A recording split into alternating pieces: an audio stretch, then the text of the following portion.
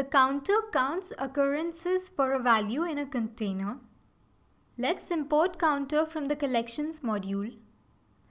This counts the occurrences of A, B and C in this list.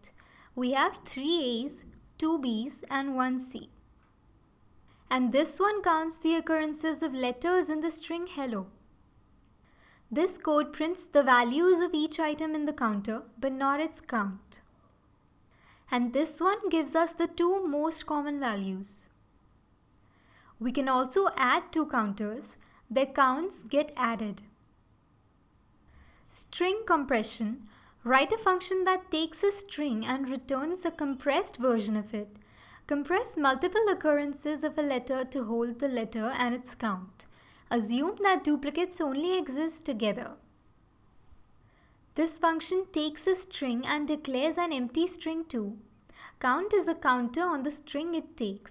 For each letter in this counter, it appends it and its count to the empty string. Then it returns the resulting string.